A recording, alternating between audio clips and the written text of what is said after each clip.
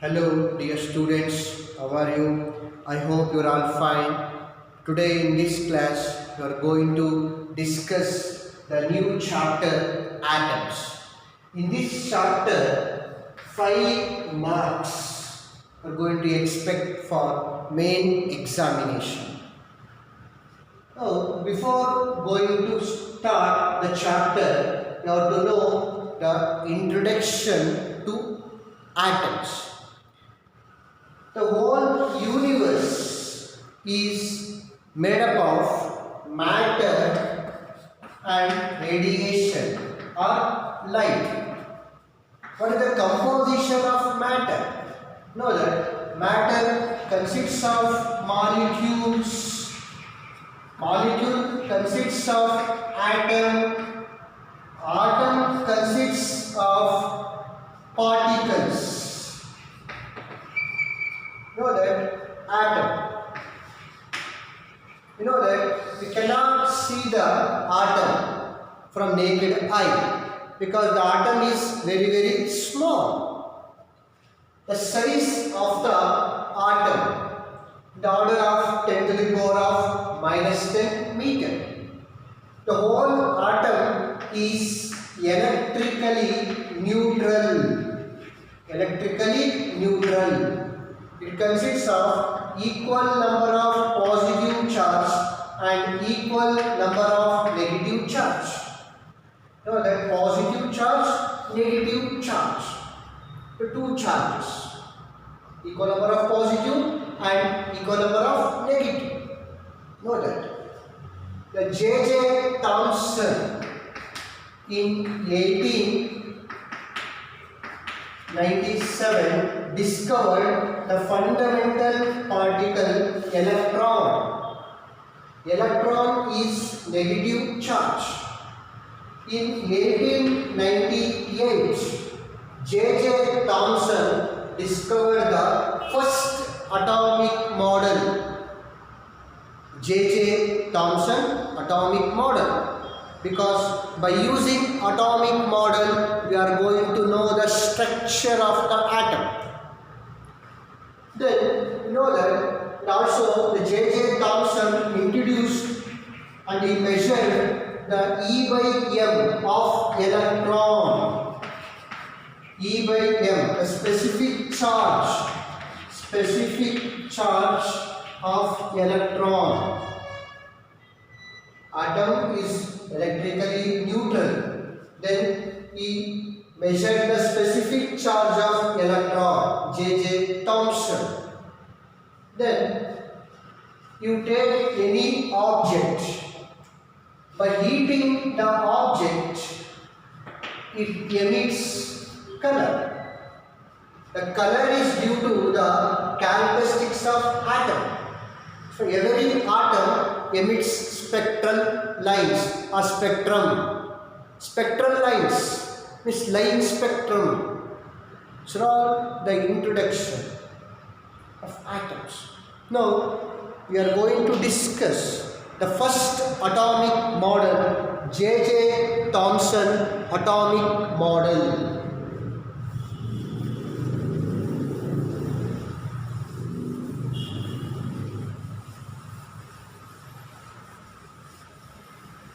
Because by using atomic model, we are going to know the structure of atom and composition. We are going to know the composition of atom or the constituents of atom. Atom consists of particles. We will discuss later. The first model, J.J. Thomson atomic model. J.J. Thomson atomic model. J.J. Thomson atomic model, also called as plum pudding model. Plum pudding model. Now, according to J.J. Thomson, the atom has spherical in shape. The atom has sphere. The whole sphere is positive charge. The volume of the sphere is positive charge, like pudding. Now, the the electrons means negative charge are embedded. It is plus. That's why J.J. Thomson atomic model, also called as plum pudding model. Or you know that in India we are preparing kheer or paisa. To that kheer we are using the dry fruits. Now the dry fruits acts as negative charge. The whole kheer has positive sphere. The dry fruits are uniformly distributed. That's why. And also the J.J. Thomson compared to the watermelon. The whole watermelon has positive sphere. The whole watermelon has positive sphere. You know that in the watermelon, the seeds are embedded. Here seeds means electrons. Electrons are embedded. So here equal number of positive charges and equal number of negative charges. That's why the whole atom is electrically neutral. Equal number of positive charge and equal number of negative charge.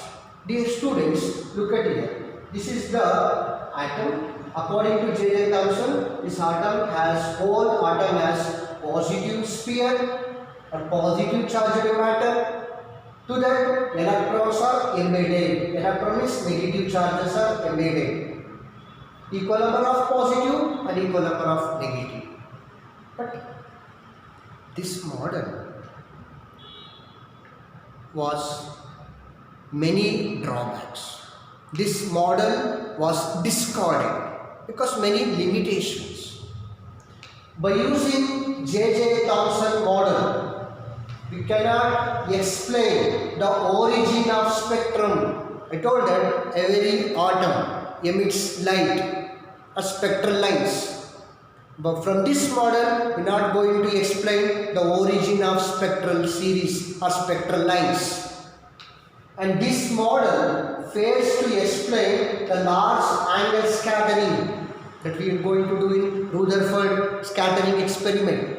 But this model fails to explain the large alpha scattering experiment. And also from this model, we are not going to explain the wave nature of electron. Here J.J. Thomson considered the electron is a particle nature. And from this model, we are not going to explain the fine spectrum. Many drawbacks. That's why we are not using the J.J. Thomson atomic model. But J.J. Thomson gave the foundation.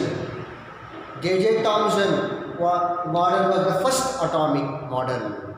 Next, J.J. Thomson, student Rutherford.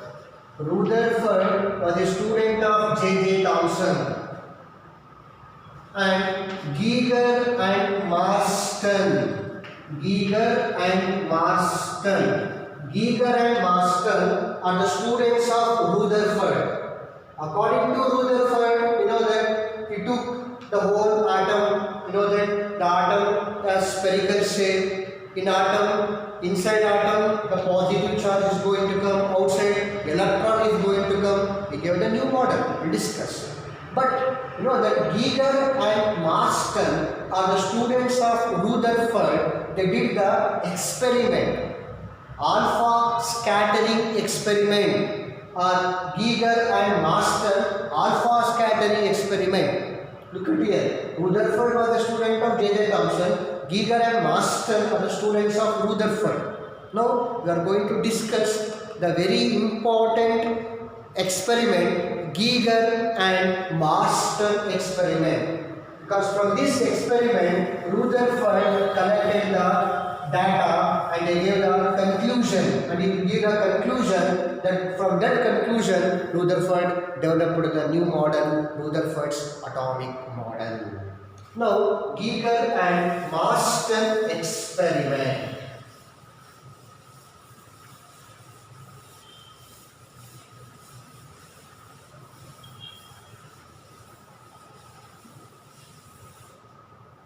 Now, Geiger and Marston experiment are alpha particle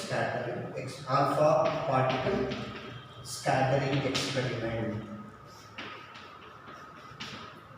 No, here Geiger and Marston used the radioactive source. Here what he says, S is the radioactive source.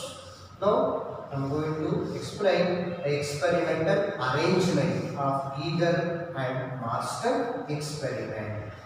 This is the lead chamber or lead cavity. This is the radioactive source. From the radioactive source you will get the radiations. This radioactive source is bismuth.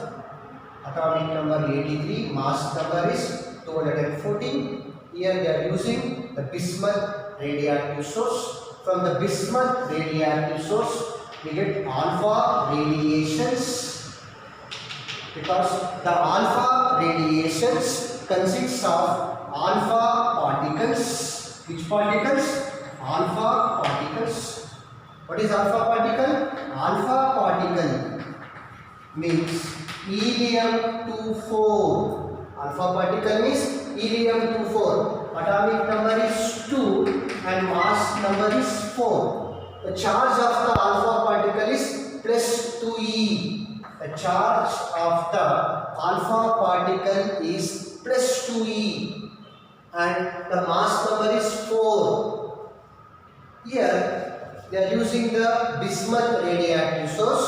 Now here which particles are going to come? Alpha particles. Now these alpha particles are passed through the lead bricks. This is the lead bricks. Because this lead bricks acts as a collimator. Lead bricks. This lead bricks acts as a collimator. Now these alpha particles pass through the lead bricks to get the collimated beam or high intensity beam. Collimated beam.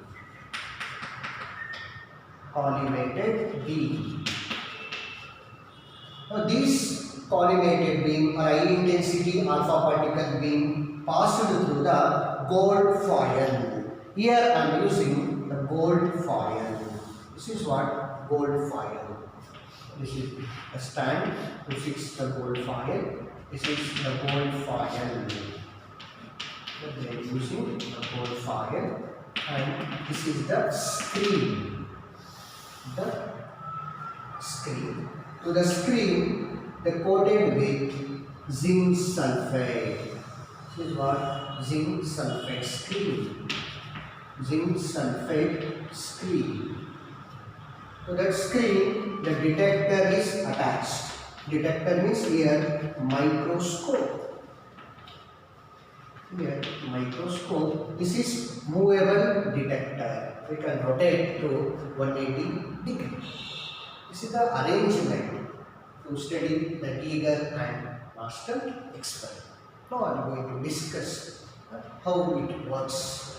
What are the observations of this experiment and results of this experiment.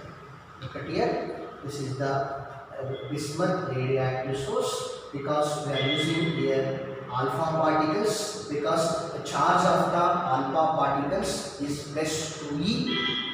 Why we are using the alpha particles? Because size is very small and speed is more. Here we are using bismuth radioactive source. From this source the alpha radiations are emitted and we get alpha particles. The energy of these alpha particles is 5.5 mega electron volt. And these alpha particles pass through lead bricks. Suppose here these alpha particles are maybe it goes in this direction or in that direction, but to go in the straight path, and also it has to get high intensity beam, it is passed through lead bricks. Suppose the alpha particles or radiations goes that side, means the lead bricks absorbs. Lead is a good absorber, it absorbs the alpha radiations. Now these alpha particles passed through the lead bricks because to get collimated beam means high intensity. This is collimator. Lead bricks acts as a collimator. Here we are using the gold foil. Why we are using the gold foil? Here the thickness of the gold foil in the order of 2.1 10 to the power of -7 meter. It is very the thickness is very small compared to human being hair strand. In the that human being hair strand in the order of 10 power -6 meter. Compared to that also the gold foil thickness is less because we are using 2.1 10 to the power of -7 meter. Why they are using gold foil? No, they are using the gold foil. Suppose if you use thick foil, suppose if you use thick material, the thick material consists of atoms like this. Suppose if you hit by hitting to this material or to hit this material, you are going to reduce the thickness. Now the atoms will get like this. Once again to hit this material, will get very thin. Now this is called tin foil. Here we are using gold because that gold, suppose to hit the gold material or gold object, we can reduce the break. That's why in gold ornament, that's why we are using gold in ornaments because it is expandable without break. Here it is tin. And also we know that tin gold foil in the order of 2.1 10 to the power of -7 meter. Now we know that inside the gold foil what is there? Atom. Atom is there. Now these alpha particles enters or collides to the atom. We don't know, it may be break or may not break. Not to discuss. Now these particles enters to the gold foil. We know that some alpha particles are scattered, some alpha particles are not scattered, and some are large scattered. This is what large scattering angle. Large scattering angle. Now these alpha particles falls on the zinc sulfate screen. Know that why we are using zinc sulfate means these alpha particles falls on the screen. We know that it produces light flash. We call it scintillations. Suppose here alpha particles falls on the zinc sulfate screen by using detector. Here microscope. It is movable detector. Here light flash produces. With the help of detector, we are going to see that alpha particles falls on the screen. So this is the explanation to study the Geiger and Master experiment. Now the observations, the very important observations of Geiger and Master experiment. What are the observations? Here the first point. Most of the alpha particles enters into the gold foil without suffering collision or undeviated. It passes straight and falls on the screen. Suppose here, suppose 100%. In 100%, 99.86%. 99.86% of the alpha particles enters to the gold foil and undeviated, it passes straight and falls on the screen. This shows in the gold foil, atom is there, majority has empty space. That's why many of the alpha particles enters into the gold foil and undeviated, it goes in the same path and falls on the screen. Now the second point is, the remaining is what? 0.14%. About 0.14% of the alpha particles scatters more than 1 degree, more than 1 degree. Only less particles are scattered more than 1 degree, because 99.86% goes as it is without undeviated or without collision or without scatter into the gold foil and falls on the screen. Only few particles are scattered more than 1 degree. This shows something is there in the atom. Suppose 100% no scattering means nothing in the atom, but this shows 0.14% of the alpha particle means something is there in the atom. Now the third point, suppose here 8000, I am sending 8000 alpha particles. Suppose I am sending 8000 alpha particles, about 1 alpha particle. In 8000, 1 alpha particle scatters more than 90 degree or last scatter. So about 1 in 8000 of the alpha particles deflected by more than 90 degree. So once again, what are the observations in the Giger and Master experiment? Most of the alpha particles enters to the gold foil without scattered or without collision, and it falls on the screen. By using detector, we are going to see that because we coated zinc sulfate screen, it produces light flashes. Now, only about 0.14% of the alpha particles scatters more than 1 degree, because 99.86% without scatters. Now, about 1 in 8000 of the alpha particles deflected by more than 90 degree. These are the very important observations. Now, how many particles are scattered? How many number of alpha particles are detected by using microscope?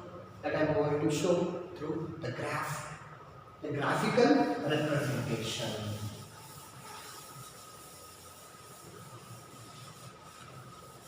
Here, we know that only few particles are scattered. Here, look at here. This is the graph. This is number of alpha particles detected, number of alpha particles detected, this scattering angle. This is what? Scattering angle theta. Scattering angle theta. Now, the angle, you know that the angle increases, only few particles are scattered. If angle is less, number of particles are detected, because 99.86% are without scatter. So this is what number of alpha particles. This is from experimental data. This is the graph. This is what 180 degree. Suppose here I am using 10 power 1, 10 power 2, later 10 power 3. Is what 10 power 6. You know that for 180 degree, suppose if you take 10 power 6 alpha particles, 1 million alpha particles. For 1 million alpha particles, how many particles are scattered? 10 particles scattered means 180 degree. So 10 power 1 for 1 million alpha particles. The scatter angle 180 degree is only 10 alpha particles scatters 180 degree. So this is 90 degree. This is 180 degree. So scattering angle increases, number of alpha particle detected decreases. So the variation of the graph shows number of particles detected, the scattering angle. Now I am going to discuss the trajectory of alpha particle. Trajectory of alpha particle. Now, how the alpha particle goes, or which path is traced by the alpha particle? We know that from Giger and Marston experiment, the Rutherford gives the conclusion or results You know that the gold foil consists of atom. You know that this is the alpha particle. Alpha particle is positive charge plus 2e. This is what nucleus, we don't know, because something is there. I told that in the atom, the Rutherford. You know that this alpha particle enters to the gold foil or the atom.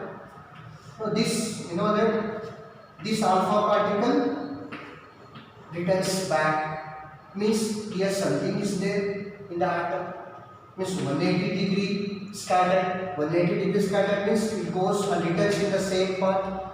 So something is there. It shows that the atom has empty space, majority empty space, but more mass of the atom is concentrated at the center.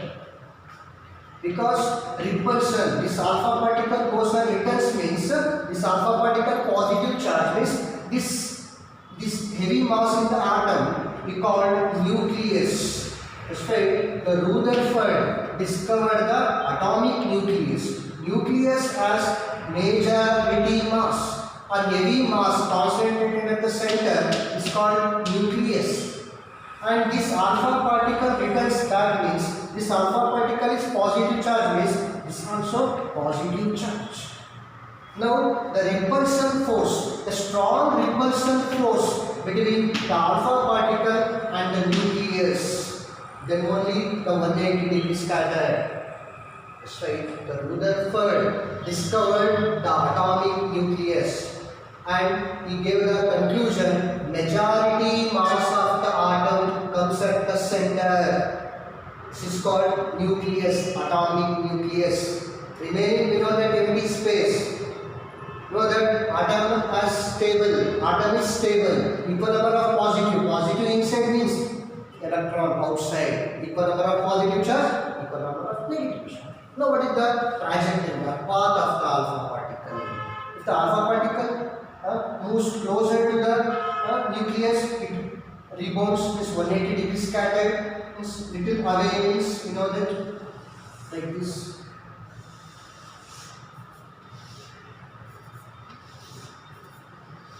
Far away means it goes as it is. That's why the strong repulsion force that shows 180 degree scattered. The less repulsion force means like this. Goes away means empty space here, it goes as it is. That's why this is the trajectory of the alpha particle. Trajectory of the alpha particle. And Rutherford discovered the atomic nucleus. What are the conclusions or results from Beaker and Marsden experiment? The majority mass of the atom comes at the center. It is called nucleus. Nucleus has positive charge because the strong repulsion force between the alpha particle and the nucleus that gives 180 degree scattered. So, strong repulsion force between the alpha particle and the nucleus. And you know that here, if you go away, it goes as it is. That's why the alpha particle goes away means there is no change. That's why majority of the alpha particles goes as it is without scattered. That's why the nucleus, the Rutherford discovered the atomic nucleus. That's why is very important invention. The Rutherford is the important invention. Now, what is closest distance approach? What is closest distance approach?